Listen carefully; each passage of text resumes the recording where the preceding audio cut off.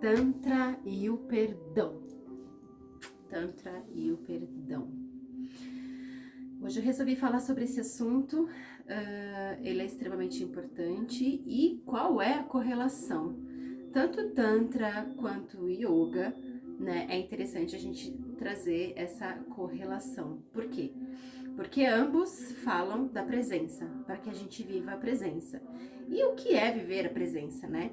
É muito fácil falar e é difícil compreender para que a gente consiga aplicar, né? Na verdade, não é tão difícil quanto a gente pensa que é, enfim, na verdade, cada um vai saber na sua prática. Mas, para que a gente consiga estar no presente, né? Eu falei em alguns últimos vídeos sobre ativar o eu observador, né? Então, assim, o que isso significa?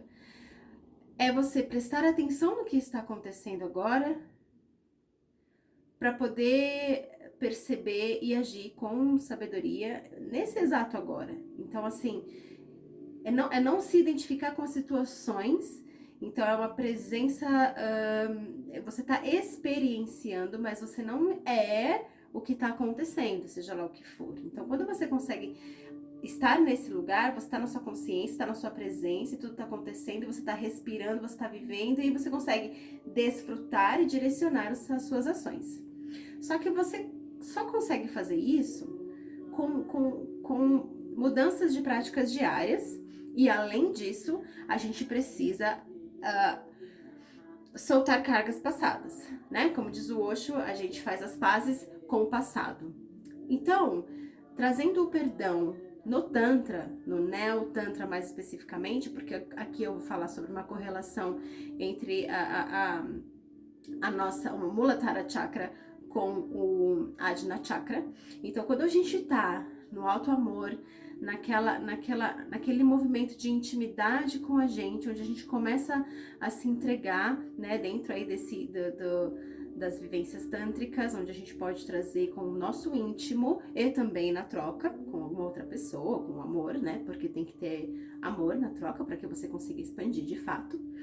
Então, quando você tá nesse movimento de intimidade consigo e com a sua própria verdade, é um movimento onde você consegue, através do autotoque, né, através ali de situações onde você começa a liberar memórias passadas. Então isso pode ser no autotoque como carinho, como um autotoque falando em genital mesmo, de você chegar no seu ápice, chegar no seu orgasmo e ali você conseguir ter um acesso e uma libertação e poder respirar e se perdoar e perdoar um passado num sentido de libertação para que você possa florescer e expandir a sua realidade. Porque quando a gente tá sozinho, a gente consegue, sozinho ou sozinha, a gente consegue ter esses acessos de uma forma sutil, a gente consegue entrar em contato com as nossas emoções, né, dissolver coisas e apontar coisas, no sentido de expandir mesmo, né, de liberar coisas e também de cocriar, né, tem chaves que a gente pode fazer no nosso corpo, mas também na troca dá. Só que na troca só acontece se eu tenho intimidade comigo, porque se eu não tiver intimidade comigo eu não vou conseguir. Então, pensando no dia de hoje, né, que hoje tem algumas pessoas falando, como que é o nome? Do Jorei. Eu vi hoje minha irmã e minha mãe ouvindo, e aí eles estavam falando de rituais, de coisas de ancestralidade, para que a gente consiga honrar um passado. Hoje a camada, né, para o outro lado, o véu tá mais fino, então a gente consegue ter mais acesso, então cocriar coisas. Falaram também dos elementais, e tem algumas escolas aí que eu vi que estão postando algumas coisas de rituais e tudo mais.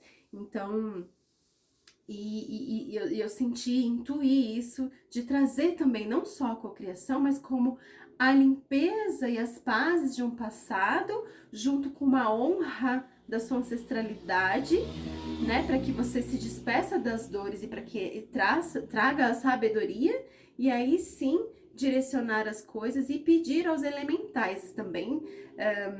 Citaram isso, né, que os elementais estão aí mais próximos da gente, estão com mais facilidade de atuação, então a gente usa isso a nosso favor, né. as fadinhas, para quem acredita. Eu acredito enfim, né? Cada um tem a sua. Eu acredito porque eu vejo e tem quem me acompanha, né? E cada um sabe do seu. Mas assim, duendes, salamandras, gnomos, né? Também, enfim. Mas seja lá o que for, independente disso, né? Que isso foi falado, então a gente pode usar a nosso favor. Mas assim, além de cocriar, de fazer um ritual para facilitar esse processo, e na verdade não precisa ser só nessa data, isso eu tô falando para a vida. A gente limpa, faz as pazes, usa o Tantra a nosso favor e o Yoga também, porque o Yoga ele traz o Tantra ele usa o nosso corpo como uma ferramenta a nosso favor. O Yoga desidentifica e te coloca no eu observador. A gente precisa dos dois. Quer dizer, não precisa. Você pode escolher um ou outro, ou nenhum dos dois, ou os dois.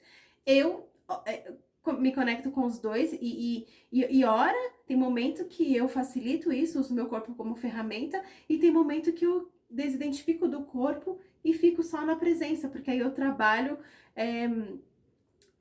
o meu eu observador, que é aquele que tudo vê, que tudo percebe, não se identifica, porque assim, pra gente lidar com o Tantra tem que ter como posso dizer?